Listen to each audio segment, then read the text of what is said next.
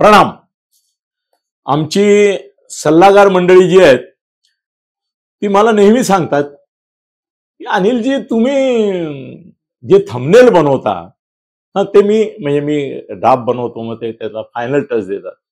तर म्हणजे आमची पंचित तुम्ही असं करता की तुम्ही थंबनेल मध्येच म्हणजे तो जो सुरुवातीला तुम्हाला जी ओळी दिसतात त्याच्यामध्ये उत्तरच देऊन टाकता. मग लोकांनी का बघायचा तुमचा व्हिडिओ? बाकीच्यांचे व्हिडिओ बघा कसे असतात, ते प्रश्न करतात. अनेक वेळा त्यात दमही नसतो त्या प्रश्नामध्ये, पण तरी प्रश्न करतात की लोकांना वाटलं पाहिजे अरे काय असेल काय असेल. कारण म्हणजे लोकांना साधारणतः जो कोणी बोलतो त्याची एक भूमिका माहिती असते. हा उद्धव विरुद्ध बोलणार, हा महायुतीच्या बाजूने बोलणार, हे ठरलेले आडाखडे आहेत. फक्त काय आर्ग्युमेंट करतो एवढाच कुतूहलाचा भाग असतो. काय युक्तिवाद करतो, निष्कर्ष तर याचा ठरलेलाच असणार. मी आज एक टायटल असं दिलेलं आहे की ज्याच्यामध्ये 3 प्रश्नांची उत्तर मी देऊनच टाकलेत. ते आता बोंब मारतायत मला की हे काय तुमचं टायटल आहे. तुम्ही असं म्हटलंय की अमोल कीर्तीकर, म्हणजे विषय सब्जेक्ट काय झाला आमचा, अमोल कीर्तीकर. ओके, जेलमधून म्हणजे तुम्ही दुसऱ्या प्रश्नाचं उत्तरही देऊन टाकलं की तो जेलमध्ये दुसऱ्या कोणी केला असता तर त्याने काय केलं असतं, जेलमध्ये जाणार का नाही जाणार, का आज जाणार का उद्या जाणार. कारण आता ईडीची तारीख आजची लागलेली आहे, परत त्यांना आज घेणार अशा चर्चा आहेत. म्हणजे जेलमधून हा शब्द टाकल्यामुळे मी तुमचं तेही कुतूहल मारून टाकलं की सांगूनच टाकलं की अमोल कीर्तीकर जेलमधून. आणि ते म्हणाले तिसरं वाक्य तुम्ही टाकून टाकलं, संजय निरुपम विरुद्ध लढणार का. अरे काय आहे काय, अरे कुतूहल तर ठेवा. काय तो संजय निरुपम विरुद्ध लढणार का असा तर प्रश्न विचारा, उत्तर पण देऊन टाकलं. पण मला ना असा हे जे बरेचसे विश्लेषक आहेत, विशेषतः विश्लेषक, ते हा जो उंदीर मांजराचा खेळ आपल्याच स्वतःच्या लॉयल अशा निष्ठावान दर्शकांशी, प्रेक्षकांशी, चाहत्यांशी खेळतात, तो नाही आवडत. बऱ्याच वेळा करतो मीही कधी कधी या लोकांच्या दडपणामुळे प्रश्नार्थक थंबनेल बनवतो, पण मला नाही आवडत. आता मी तुम्हाला सांगून टाकलं 3 विधानं केली. या 3 विधानांमध्ये खरं म्हणजे सगळं आलंय, पण मी हे कसं घडणार, हे काय सांगतो, माझ्याकडे काय माहिती आहे, हे कुतूहल कायम राहणार ना. इतरांपेक्षा माझं वेगळेपण, ऑथेंटिक माहिती, खूप मोठ्या माणसांनी दिलेली माहिती, जे आज सूत्रधार आहेत महाराष्ट्राच्या राजकारणाचे किंवा त्या सूत्रधारांच्या किचन कॅबिनेटमध्ये आहेत, त्यांच्याकडून घेतो ना मी माहिती. जास्त ऑथेंटिक असते. ते मला देताना अधिक ऑथेंटिक देतात, कारण त्यांनाही असं वाटतं. मलाही माझे मित्र सगळे म्हणतात की तुझा व्हिडिओ आल्यानंतर लोकांना असं वाटलं पाहिजे की ही विश्वसनीय माहिती, हे खरं ठरणार. आणि परत नंतर ते ज्यावेळेला खरं ठरतं त्यावेळेला मनातल्या मनात ते तुला दुवा देतात, धन्यवाद देतात, कारण त्यांनी ती बातमी अनेकांशी शेअर केलेली असते, आता कालच मला एका अशाच किचन कॅबिनेट मधल्या मित्राचा फोन आला. तो म्हणाला की मी आमच्या नामदार साहेबांना, मंत्री साहेबांना तुझ्या व्हिडिओमध्ये एक असलेली बातमी ही सांगितली. आणि त्यांनाही आश्चर्य वाटलं की ही एवढी गुप्त अशी बातमी तुला कशी कळली. तर मी त्यांना सांगितलं की आपले सोर्सेस आहेत त्याप्रमाणे मला मिळाली. आणि ते म्हणाले की त्या बातमीवर त्यांचा इतका विश्वास बसला की ज्यावेळेला मी त्यांना सांगितलं की ही बातमी मला अनिलजींनी सांगितली, त्यावेळेला ते म्हणाले मग प्रश्न नाही, हे मी माझ्या प्रेस कॉन्फरन्समध्ये बोलू शकतो. आणि ते बोलले. ते प्रेस कॉन्फरन्समध्ये त्या गौप्यस्फोटाचा उल्लेख करून बोलले. आता गंमत अशी की एवढी मोठी माणसं ज्यावेळेला आपल्यावर विश्वास ठेवतात आणि आपले वाचक, आपले श्रोते, आपले दर्शक, त्यांना काय म्हणायचं ते जर विश्वास ठेवतात तर तो विश्वास जपला पाहिजे. पहिलं विधान माझं काय, अमोल कीर्तीकर आज ते ईडीला गेलेत, परत त्यांना बोलवणारच आहेत, कारण त्यांना अटकच करायची. आता त्यांचाच नंबर आहे. याचं कारण अमोल कीर्तीकरला खिचडी प्रकरणामध्ये घेतल्याशिवाय, आज बघा हे लोकांना माहिती असतात काही गोष्टी. तुम्ही विचार करा की आज संजय निरुपम शिंदे याच्यामध्ये येतोय, तो वेगळा विषय मी केलाय म्हणून तो आता इथे त्याचा उल्लेख कमी करतोय मी, पण तो आज शिंदे सेनेमध्ये येतोय. याचा अर्थ स्पष्ट आहे. गोविंदा आला त्यावेळेला एकदम मीडियाने कान टवकारले आणि धडाधड बातम्या द्यायला सुरुवात केली की गोविंदा गोविंदा अमोल कीर्तीकर विरुद्ध गोविंदा. गोविंदाने जाहीर करून टाकलं ताबडतोब तिथल्या तिथे की मी कुठल्याही पदासाठी नाही आलेलो, मी निवडणुकीला उभाच राहणार नाही. काय सांगितलं त्यांनी? मी निवडणुकीला उभाच राहणार नाही. आणि तो खरोखरच प्रचाराला लागला. त्याची इच्छा नाहीच आहे.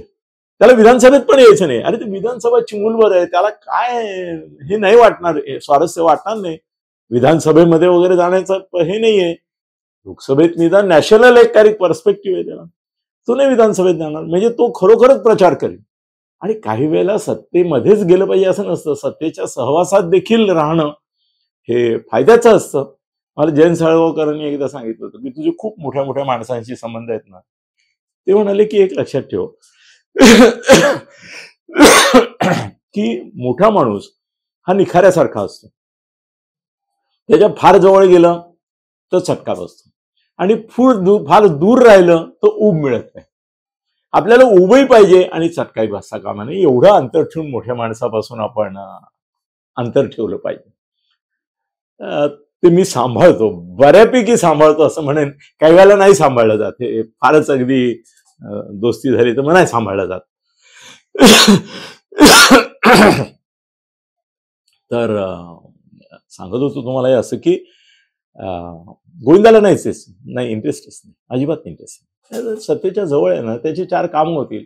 आज उत्तर प्रदेश मधलं फिल्म सिटी जी आहे ती याच्याकडे जाईल, अक्षय कुमारकडे असं वाटत असताना ती त्याच्याकडे गेली नाही, ती दुसरीकडे गेली. याचं कारण अक्षय कुमार आदित्यनाथला एवढा जवळचा वाटत नाही जेवढा मोदींना वाटतो, त्यामुळे ती नाही गेली. ती कुणाकडे गेली रे, याच्याकडे जरा चेक कर, मला आठवतंय पण चुकीची माहिती आपण नको लोकांना द्यायला.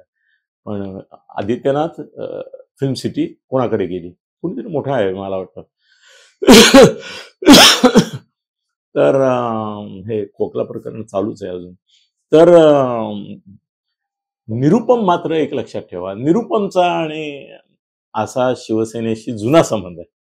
तुम्हाला माहितीये का की बाळासाहेबांनी सगळ्यात मोठा जर काही एक चमत्कार घडवला असेल तर तो काय माहितीये, त्यांनी हिंदीमध्ये भैया लोकांसाठी, ज्यांना ते भैया म्हणायचे, मी उत्तर भारतीय म्हणतो, आपले मित्रच आहेत, त्याच्यामध्ये प्रचंड प्रमाणावर मित्र आहेत, कृपापासून आहेत सगळे, कितीतरी आहेत. पण ज्यांना भैया म्हणून बाळासाहेब हिंडवायचे त्यांच्यासाठी बाळासाहेबांनी हिंदी दोपर का सामना काढला, त्याचा संपादक संजय निरुपमला केला आणि संजय निरुपमला 2 वेळा खासदार केला. 3ऱ्या वेळेलाही केला, तो राजीनामा देऊन बाहेर पडला आणि निवडणुकीला काँग्रेसतर्फे उभा राहिला. चमत्कार आहे की नाही हा?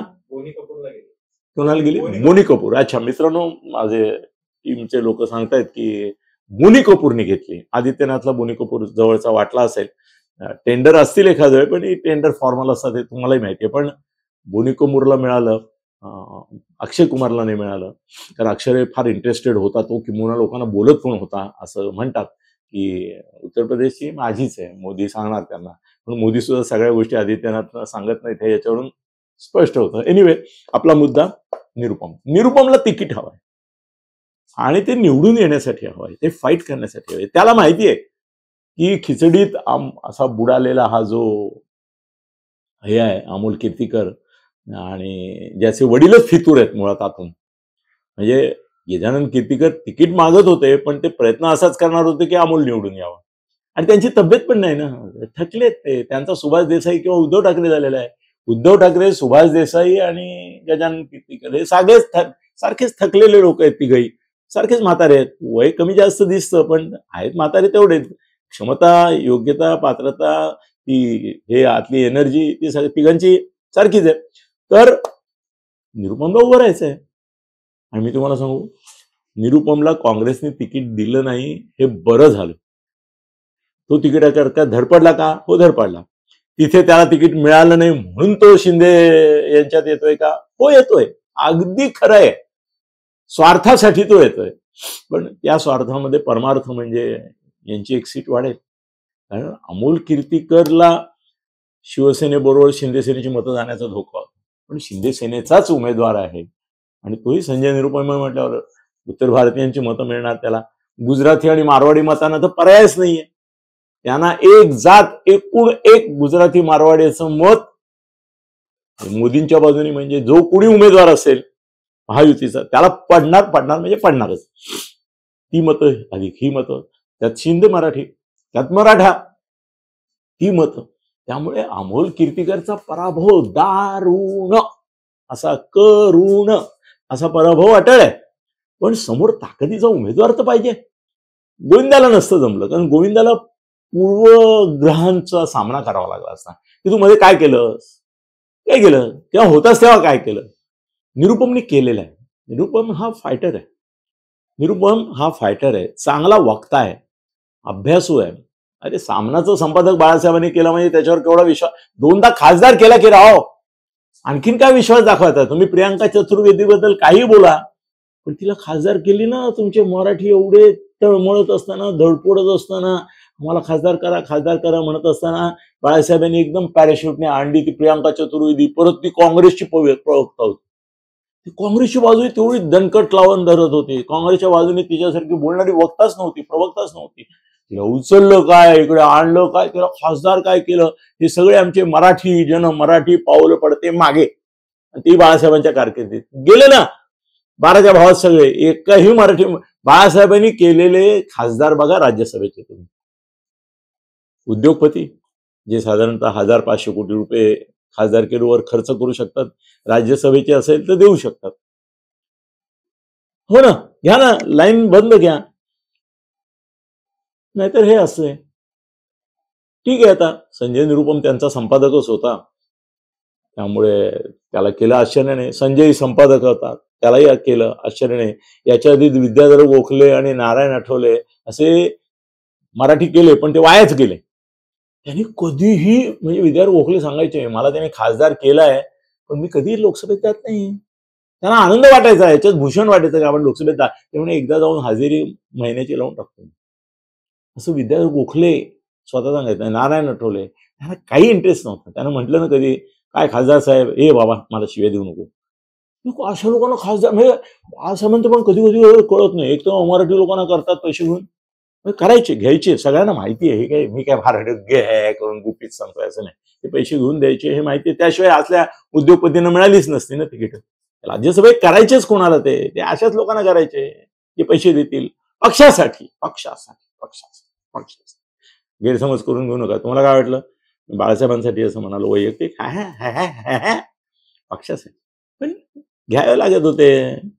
आता हे अमराठी लोक, पण व्हॉट एव्हर इट इज, बाळासाहेबांनी त्यांच्यावर विश्वास दाखवला, 2दा खासदार केलं, मग तिसऱ्यांदा शिंदेनी केलं. बिघडलं कुठे? काय बिघडलं? आता 100% निरुपम विरुद्ध अमोल कीर्तीकर फाईट होणार. अमोल कीर्तीकर जेलमध्ये असणार. तो जेलमध्ये गेला म्हणून सहानुभूती काय मिळेल असं वाटत नाही, कारण तो खिचडी प्रकरण आहे. आणि त्याच्या पाठोपाठ लाईन आहे. त्या लाईन बद्दल वेगळ्या व्हिडिओमध्ये बोलतो ना मी. सगळे आधी मी टायटलमध्ये जवळजवळ जेलमध्ये सांगून तुम्हाला हेही सांगून टाकले की तो जेलमध्ये जातोय. ते मला हेही सांगितलं की निरुपम त्याच्या विरुद्ध उभा राहतोय. म्हणजे जवळजवळ सगळीच गुपितं मी फोडून टाकलीत. पण मित्रांनो, निरुपम निवडून येईल बघा तुम्ही. तो काँग्रेसतर्फे आला नसता. काही वेळेला इष्टापत्ती नावाचा एक मराठी संस्कृत मध्ये सुंदर शब्द आहे की आपत्ती पण इष्ट, त्याच्यामुळे काहीतरी चांगलं घडतं. निरुपम काँग्रेसतर्फे पडला असता, महाआघाडीतर्फे पडला असता. तसं नशीब बघा की त्यांनी लाथ मारली आणि यांनी त्याला झेलला. ते सर्कसमध्ये झुले असतात ना, इकडून जातून तिकडे झेलतात, तसं शिंदेने त्याला झेललं. आता त्याला ते खासदार करणार यात शंका नाही. धन्यवाद. खळबळजनक गौप्यस्फोट म्हणजेच यूट्यूब चॅनल अनिल थत्ते गगनभेदी. खळबळजनक गौप्यस्फोट म्हणजेच यूट्यूब चॅनल अनिल थत्ते गगनभेदी.